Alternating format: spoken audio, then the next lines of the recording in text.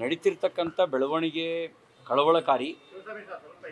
ಒಂದು ಕಾಲದಲ್ಲಿ ಮೂಲ ನಿವಾಸಿಗಳಾಗಿ ಬಹುಸಂಖ್ಯಾತರಾಗಿ ಮೂಲ ನಿವಾಸಿಗಳಾಗಿದ್ದಂಥ ಹಿಂದೂಗಳನ್ನು ಒಂದಲ್ಲ ಒಂದು ದೃಷ್ಟಿಯಲ್ಲಿ ಮತಾಂಧ ಮುಸಲ್ಮಾನರು ಟಾರ್ಗೆಟ್ ಮಾಡ್ತಾ ಇದ್ದಾರೆ. ನೋಡಿ, ಇಸ್ಕಾನ್ ಕೋವಿಡ್ ಸಂದರ್ಭದಲ್ಲಿ ಜಾತಿ ಭೇದ ಮಾಡ್ದಲೇ ಅನ್ನದಾನ ಮಾಡಿದ್ರು, ನೆರವಿಗೆ ಬಂದರು. ಆ ಇಸ್ಕಾನನ್ನು ಅದು ಜಾಗತಿಕವಾಗಿರೋ ಒಂದು ಸಂಸ್ಥೆ. ಯಾವುದೇ ರಾಷ್ಟ್ರದಲ್ಲಿ ಇಸ್ಕಾನ್ ಭಯೋತ್ಪಾದನೆ ಮಾಡಿದ ಒಂದು ಸಣ್ಣ ಉದಾಹರಣೆನೂ ಇಲ್ಲ. ಆದರೆ ಮತಾಂಧರು ಸೇರಿ ಇಸ್ಕಾನ್ ಒಂದು ಭಯೋತ್ಪಾದಕ ಸಂಘಟನೆ ಅಂತ ಘೋಷಣೆ ಮಾಡಬೇಕು ಅಂತ ಹೇಳಿ ಬಾಂಗ್ಲಾ ಸರ್ಕಾರದ ಮೇಲೆ ಒತ್ತಡ ತಂದರು. ನಿನ್ನೆ ಇಸ್ಕಾನ್ನ ಪ್ರಮುಖರಾಗಿದ್ದಂಥ ಚಿನ್ಮಯ ಪ್ರಭು ಅವ್ರನ್ನ ಬಾಂಗ್ಲಾ ಸರ್ಕಾರ ಬಂಧಿಸಿ ಅವ್ರನ್ನ ದೇಶದ್ರೋಹಿ ಚಟುವಟಿಕೆ ಆಧಾರದಲ್ಲಿ ಬಂಧಿಸಿದೆ. ಅವರು ಹಿಂದೂಗಳ ಮೇಲೆ ನಡೆದ ದೌರ್ಜನ್ಯದ ವಿರುದ್ಧ 2000ಕ್ಕೂ ಹೆಚ್ಚು ದೌರ್ಜನ್ಯ ಹಿಂದೂಗಳ ಮೇಲೆ ಇತ್ತೀಚೆಗೆ ನಡೆದಂಥ ಸರ್ಕಾರಿ ವಿರೋಧಿ ಪ್ರತಿಭಟನೆ ಆದರೂ ಟಾರ್ಗೆಟ್ ಮಾಡಿ ಹೊಡೆದಿದ್ದು, ಬೆಂಕಿ ಹಾಕಿದ್ದು, ಮನೆಗಳನ್ನು ಸುಟ್ಟಿದ್ದು, ಅತ್ಯಾಚಾರ ಮಾಡಿದ್ದು, ಕೊಲೆ ಮಾಡಿದ್ದು ಹಿಂದೂಗಳನ್ನು. ಅದನ್ನು ಆಧರಿಸಿ ಅವರು ಪ್ರತಿಭಟನೆ ನಂಬ್ಕೊಂಡಿದ್ರು. ಅವ್ರನ್ನ ಬಂಧಿಸಿ ಅವ್ರನ್ನ ಸೆರೆಮನೆಗೆ ದೂಡಿದೆ. ಇದು ಭಾರಿ ಆಘಾತಕಾರಿ ಸಂಗತಿ.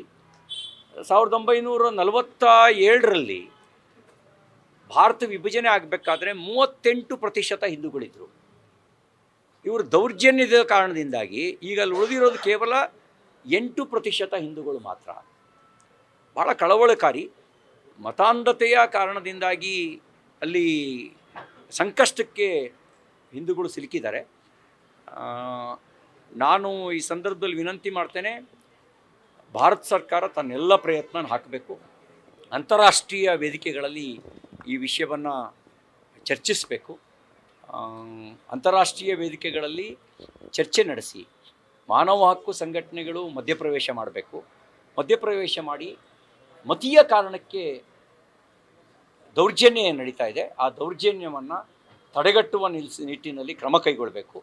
ಮತ್ತು ಬಾಂಗ್ಲಾದಲ್ಲಿ ಇನ್ನೊಂದು ಬೆಳವಣಿಗೆ ಏನು ಅಂತ ಹೇಳಿದ್ರೆ, ಜಾತ್ಯತೀತ ಅನ್ನೋ ಪದವನ್ನು ಅಲ್ಲಿ ತೆಗಿಬೇಕು ಅಂತ ಈಗಿರುವ ಸರ್ಕಾರವೇ ನ್ಯಾಯಾಲಯಕ್ಕೆ ಅಡ್ವೊಕೇಟ್ ಜನರಲ್ ಮೂಲಕ, ಅಟಾರ್ನಿ ಜನರಲ್ ಮೂಲಕ ಒಂದು ಅಫಿಡವಿಟ್ನ ಕೊಟ್ಟಿದೆ. ಅಲ್ಲಿಗೆ ಮತ್ತೊಂದು ಅಫ್ಘಾನಿಸ್ತಾನದ ಮಾದರಿ, ಇನ್ನೊಂದು ಪಾಕಿಸ್ತಾನದ ಮಾದರಿಯನ್ನು ಬಾಂಗ್ಲಾದೇಶದಲ್ಲಿ ಪ್ರತಿಷ್ಠಾಪಿಸುವಂಥ ಒಂದು ಸಂಚು ನಡೀತಾ ಇದೆ. ಈ ಹಿನ್ನೆಲೆಯಲ್ಲಿ ಬಾಂಗ್ಲಾದಲ್ಲಿ ನಡೀತಿರ್ತಕ್ಕಂಥ ಬೆಳವಣಿಗೆ ಅತ್ಯಂತ ಕಳವಳಕಾರಿ. ಈ ಬಗ್ಗೆ ಅಂತಾರಾಷ್ಟ್ರೀಯ ಸಂಸ್ಥೆಗಳು ಮತ್ತು ಭಾರತ ಸರ್ಕಾರ ವಿಶೇಷ ಕಾಳಜಿಯನ್ನು ಅಲ್ಲಿಯ ರಕ್ಷಣೆಗೆ ವಹಿಸಬೇಕು ಅಂತ ನಾನು ಈ ಸಂದರ್ಭದಲ್ಲಿ ವಿನಂತಿ ಮಾಡ್ತೇನೆ. ಮುಂಬರ್ತಕ್ಕಂಥ ವಿಧಾನಸಭಾ ಅಧಿವೇಶನ 9ನೇ ತಾರೀಕಿನಿಂದ ವಿಧಾನಸಭೆಯ ಅಧಿವೇಶನ ನಡೆಯುತ್ತೆ. ಅಧಿವೇಶನದ ಸಂದರ್ಭದಲ್ಲಿ ಚರ್ಚಿಸಬೇಕಾಗಿರ್ತಕ್ಕಂಥ ವಿಷಯಗಳ ಬಗ್ಗೆ ನಾವು ಯಾವ್ಯಾವ ವಿಷಯವನ್ನು ಕೈಗೆತ್ಕೊಳ್ಬೋದು ಅನ್ನೋದನ್ನು ನಾವು ಈ ಚರ್ಚೆ ನಡೆಸಿದ್ದೀವಿ. ಯಾವ ವಿಷಯಗಳನ್ನು ಕೈಗೆತ್ಕೊಳ್ಬೇಕು ಅಂತ ನಾನು ಈ ಸಂದರ್ಭದಲ್ಲಿ ಹೇಳೋ ಸೂಕ್ತ ಆಗಲ್ಲ. ಆದರೆ ಯಾವುದನ್ನು ಕೈಗೆತ್ಕೊಳ್ಬೇಕು ಅನ್ನೋದ್ರ ಬಗ್ಗೆ ನಾವು ಒಳಗಡೆ ಮೀಟಿಂಗ್ನಲ್ಲಿ ಚರ್ಚೆ ನಡೆಸಿದ್ದೀವಿ. ಶಾಸಕ ಗವಿಯಪ್ಪನವರು ಗ್ಯಾರಂಟಿ 2 ಗ್ಯಾರಂಟಿಗಳನ್ನು ನಿಲ್ಲಿಸಿದ್ರೆ ನಮ್ಗೆ ಅನುದಾನ ಸಿಗುತ್ತೆ ಅನ್ನುವಂಥ ಅರ್ಥದಲ್ಲಿ ಮಾತಾಡಿದ್ದಾರೆ. 2ನೇ ಸಲ ಅವರು ಗ್ಯಾರಂಟಿ ನಿಲ್ಲಿಸಿ ಅಂತ ಹೇಳ್ತಾರೆ. ಗ್ಯಾರಂಟಿಯ ಭಾರ ಸರ್ಕಾರಕ್ಕೆ ಮುಂಭಾರವೂ ಆಗಿದೆ, ಹಿಂಭಾರವೂ ಆಗಿದೆ. ಆ ಭಾರದಲ್ಲಿ ಅಭಿವೃದ್ಧಿ ಬಂಡಿ ಮುಗ್ರಿಸ್ಬಿಟ್ಟಿದೆ. ಈ ಎತ್ತಿಗೆ ಮುಂಭಾರ ಆದರೂ ಎಳೆಯೋದು ಕಷ್ಟ, ಹಿಂಭಾರ ಆದರೂ ಎಳೆಯೋದು ಕಷ್ಟ. ಇದು ಮುಂಭಾರ ಮತ್ತು ಹಿಂಭಾರದಿಂದ ತತ್ತರಿಸಿ ಹೋಗ್ಬಿಟ್ಟಿದೆ ಈ ಸರ್ಕಾರ. ಅಭಿವೃದ್ಧಿ ಬಂಡಿ ಮುಗ್ರಿಸಿದೆ. ಹಾಗಾಗಿ ಆಕ್ರೋಶ ಆಡಳಿತ ಪಕ್ಷದ ಶಾಸಕರಿಂದಲೇ ವ್ಯಕ್ತ ಆಗ್ತಾ ಇದೆ.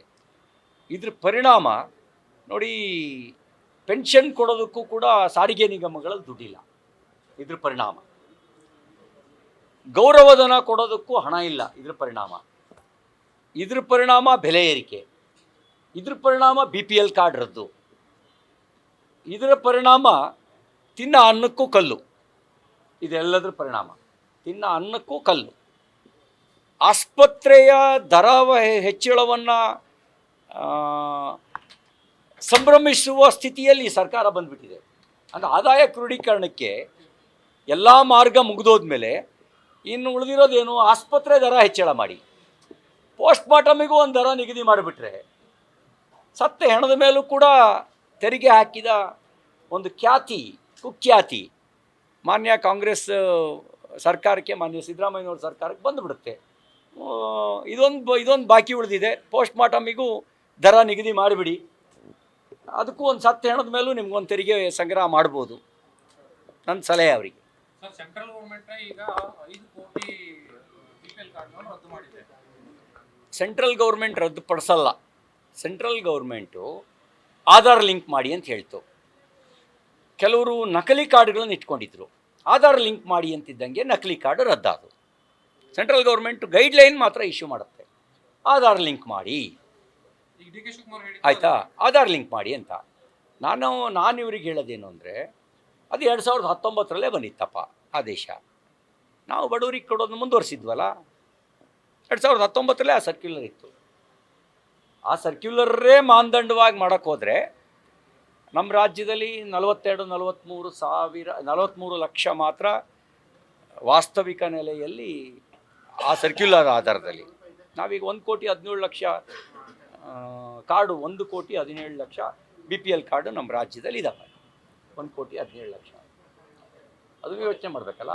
ಈಗ ಸರ್ಕ್ಯುಲರ್ನೇ ಆಧಾರವಾಗಿ ಇಟ್ಕೊಳ್ಳುವಂಥ ಜ್ಞಾನೋದಯ ಯಾವಾಗ ಬಂತು? ಯಾವಾಗಲೂ ಕೇಂದ್ರ ಸರ್ಕಾರ ಏನು ಮಾಡೋದು ಅದಕ್ಕೆ ವ್ಯತಿರಿಕ್ತವಾಗಿ ಮಾತಾಡ್ತಿದ್ರಲ್ಲ ಡಿ.ಕೆ. ಶಿವಕುಮಾರ್ ಅವರು. ಅದು 2019ರಲ್ಲೇ ಸರ್ಕ್ಯುಲರ್ ಇತ್ತು, ಇವತ್ತಿಂದ ಸರ್ಕ್ಯುಲರ್ ಅಲ್ಲ. ಮತ್ತು ಆ ಸರ್ಕ್ಯುಲರ್ ಇರೋದು ನಕಲಿ ಕಾರ್ಡ್ಗಳನ್ನು ಪತ್ತೆ ಹಚ್ಚೋದಕ್ಕೆ. ಆ ಸರ್ಕ್ಯುಲರು ಕೆಲವು ರೇಷನ್ ಅಂಗಡಿಯವರೇ ನಕಲಿ ಕಾರ್ಡ್ಗಳನ್ನು, 106 ಕಾರ್ಡ್ಗಳನ್ನು ಇಟ್ಕೊಂಡು ದುರ್ಬಳಕೆ ಮಾಡ್ಕೊಳ್ತಿದ್ರು. ಅದನ್ನು ತಡೆಗಟ್ಟೋದಕ್ಕೆ ಕೇಂದ್ರ ಸರ್ಕಾರ ಹೊರಡಿಸಿದ ಸರ್ಕ್ಯುಲರು. ಬಟ್ ನಿಮ್ಮ ಸರ್ಕಾರ ಮಾಡಲಿಲ್ಲ ಅಂತೇಳಿ ಈಗ ನಾವು ಮಾಡ್ತಿದ್ದೀವಿ ಅಂತ ಹೇಳ್ತಿದ್ದಾರೆ ಅವರು. ನಾನು ಹೇಳಿದ್ನಲ್ಲ, ಈಗ 10 kg ಅಕ್ಕಿ ಅಂತೇಳಿ ತಿನ್ನ ಅನ್ನಕ್ಕೆ ಕಲ್ಲಾಕ್ತಾರೆ ಅಂತ ಅನ್ನೋದು ಜನರಿಗೆ ಮಂದಟ್ಟು ಆಗ್ತಾ ಇದೆ. ಹೇಳಿದ್ದು 10 kg ಅಕ್ಕಿ, ಈಗ ಮಾಡ್ತಿರೋದು ತಿನ್ನ ಅನ್ನಕ್ಕೆ ಕಲ್ಲು. ಸರ್, ವಕ್ಫ್ ವಿಚಾರದಲ್ಲಿ ಪ್ರತ್ಯೇಕ ಹೋರಾಟ, ಭಿನ್ನಮತ ಜಾಸ್ತಿ ಆಗ್ತಾ ಇದೆ. ಯಾಕೆ ಮೌನ? ನಾವೀಗ ಜನಪರವಾಗಿರ್ತಕ್ಕಂಥ ವಿಷಯವನ್ನು ಯಾರು ಬೇಕಾದ್ರೂ ಹೋರಾಟ ಮಾಡೋಕ್ಕೆ ಅವಕಾಶ ಇದೆ. ಅದು ಒಂದು ಸಂಘಟನೆಯಾಗಿ, ಸಂಘಟನೆಯ ಚೌಕಟ್ಟಿನೊಳಗೆ ಒಂದು ತಂಡವಾಗಿ ಹೋರಾಟ ಮಾಡಿದ್ರೆ ಅದರ ಪರಿಣಾಮ ರಾಜ್ಯದ ಮೇಲೆ ಪ್ರಭಾವ ಬೀರುತ್ತೆ. ಅಷ್ಟೇ ನಾನು ಈ ಸಂದರ್ಭದಲ್ಲಿ ಹೇಳಿಕ್ಕೆ ಬಯಸೋದು. ಜನಪರವಾಗಿರುವಂಥ ಹೋರಾಟನ ನಾವ್ಯಾರು ಪೇಟೆಂಟ್ ಮಾಡಿಸ್ಕೊಳಕ್ಕಾಗಲ್ಲ, ನಾವೇ ಮಾಡಬೇಕು ಅಂತ ಪೇಟೆಂಟ್ ಮಾಡಿಸ್ಕೊಳಕ್ಕಾಗಲ್ಲ. ಆದರೆ ಒಂದು ಸಂಘಟನೆಯಾಗಿ, ಸಂಘಟನೆ ನಿರ್ಣಯದ ಜೊತೆಗೆ ಇದ್ದರೆ ಅದು ಅವರ ಬೆಳವಣಿಗೆಗೆ, ಪಕ್ಷದ ಬೆಳವಣಿಗೆಗೆ ಮತ್ತು ಜನಪರ ಹೋರಾಟಕ್ಕೆ ಒಂದು ದೊಡ್ಡ ಶಕ್ತಿ ಬರ್ತದೆ. ನಮ್ಮ ಶಾಸಕರ ವಿರುದ್ಧನೇ ಬಿಜೆಪಿ ಜಿಲ್ಲಾಧ್ಯಕ್ಷರು ದೂರು ಕೊಟ್ಟರು ಪೊಲೀಸ್. ನಾನು ಸಾರ್ವಜನಿಕವಾಗಿ ಅದನ್ನೇನು ಹೇಳಕ್ಕೆ ಬಯಸೋದಿಲ್ಲ. 7ನೇ ತಾರೀಕು ಕೋರ್ ಕಮಿಟಿ ಮೀಟಿಂಗ್ ಇದೆ, ಅಲ್ಲಿ ಚರ್ಚೆ ಮಾಡ್ತೀನಿ. ಸರ್, ರಾಜ್ಯದಲ್ಲಿ ಪಿಸ್ತೂಲ್ ದಂಧೆ ಅವ್ಯವಹಿತವಾಗಿ ನಡೀತಾ ಇರ್ತಕ್ಕಂಥದ್ದು. ಬಿಹಾರದಿಂದ ಪಿಸ್ತೂಲ್ಗಳನ್ನು ತಂದು ಅಕ್ರಮವಾಗಿ ಮಾಡ್ತಾ ಇದ್ದಾರೆ. ಕೇವಲ 2 ಲಕ್ಷ ರೂಪಾಯಿ ಕೊಟ್ಟರೆ ಯಾರೇ ಬೇಕಾದರೂ ಪಿಸ್ತೂಲ್ಗಳನ್ನು ತಂದು ಕೊಡ್ತಾ ಇದ್ದಾರೆ. ಇದು ಇವತ್ತು ಅಲ್ಲ, ಬರೀ ಪಿಸ್ತೂಲು ಅಂತ ಅಂದ್ಕೊಂಬೇಡಿ. ಅತಿ ಹೆಚ್ಚು ಮಾದಕ ದ್ರವ್ಯಗಳು ಬೆಂಗಳೂರು ಮತ್ತು ಕರ್ನಾಟಕಕ್ಕೆ ಬರ್ತಾ ಇದೆ ಅನ್ನೋದು ಭಾಳ ಅಪಾಯಕಾರಿ. ಆ ಮಾದಕ ದ್ರವ್ಯಗಳು ಒಂದು ಬರಕ್ಕೆ ಶುರುವಾದರೆ ಅದರಿಂದ ಒಂದು ಮಾಫಿಯಾ ಸೃಷ್ಟಿಯಾಗತ್ತೆ. ಆ ಮಾಫಿಯಾ ದೇಶದ್ರೋಹಿ ಚಟುವಟಿಕೆಗಳಿಗೆ ಶಕ್ತಿ ಕೊಡುತ್ತೆ. ಹಾಗಾಗಿ ಮಾದಕ ದ್ರವ್ಯದ ಬಗ್ಗೆಯೂ ಕೂಡ ಗಂಭೀರವಾಗಿ ಆಲೋಚನೆ ಮಾಡಬೇಕು. ದೊಡ್ಡ ಪ್ರಮಾಣದಲ್ಲಿ ಮಾದಕ ದ್ರವ್ಯಗಳು ಸರಬರಾಜು ಆಗ್ತಾ ಇದೆ ಅಂತಕ್ಕಂಥದ್ದು ಸೀರಿಯಸ್ ಆಗಿ ತಗೊಳ್ಬೇಕಾಗಿರುವ ಸಂಗತಿ. ಎಲ್ಲೋ ಇಂಡಿವಿಜುವಲ್ ಆಗಿ ಇಲ್ಲೊಂದು ಆಗ್ತಿದ್ದು ಈಗ ಸಂಘಟಿತ ರೂಪದಲ್ಲಿ ರಾಜ್ಯದ ಉದ್ದಗಲಕ್ಕೂ ವ್ಯಾಪಿಸ್ತಾ ಇದೆ ಅಂತಕ್ಕಂಥದ್ದು ಬಹಳ ಕಳವಳಕಾರಿಯಾಗಿರೋ ಸಂಗತಿ. ದೆಹಲಿ ಮದುವೆಗೆ ಹೋಗಿದ್ದೆ. ಓಂ ಬಿರ್ಲಾ ಅವರ ಮಗನ ಮದುವೆ ಇತ್ತು, ಆ ಮದುವೆಗೆ ಹೋಗಿದ್ದೆ. ವಿಜೇಂದ್ರ ಅವರು ಹೇಳ್ತಾರೆ ಇಲ್ಲಿ ಎಲ್ಲ ಬಾಗಿಲು ಬಂದ್ ಆಗುತ್ತೆ, ಒಂದು ವಿಂಡೋನಲ್ಲೇ ಕೆಲಸ ಆಗುತ್ತೆ ಬಿಜೆಪಿಲಿ ಅಂತ. ವಿಜೇಂದ್ರ ಅವರು ಹೇಳಿರುವಂತದ್ದು ಒಂದು ವಿಂಡೋನಲ್ಲೇ ಈಗ ವರ್ಕ್ ಶುರು ಆಗುತ್ತೆ ಬಿಜೆಪಿದು, ಇನ್ನು ಬೇರೆ ಬೇರೆ ಬಾಗಿಲುಗಳು ಇರೋದಿಲ್ಲ ಅಂತ. ನಮಗೆ ನಾನೀಗ ಇಲ್ಲಿಗೆ 38 ವರ್ಷ ಆಯಿತು ರಾಜಕಾರಣಕ್ಕೆ ಬಂದು. ನಾನು BJP ಒಂದೇ ಬಾಗಿಲು, ಯಾವ ಬಾಗಿಲೂ ತಟ್ಟಿಲ್ಲ.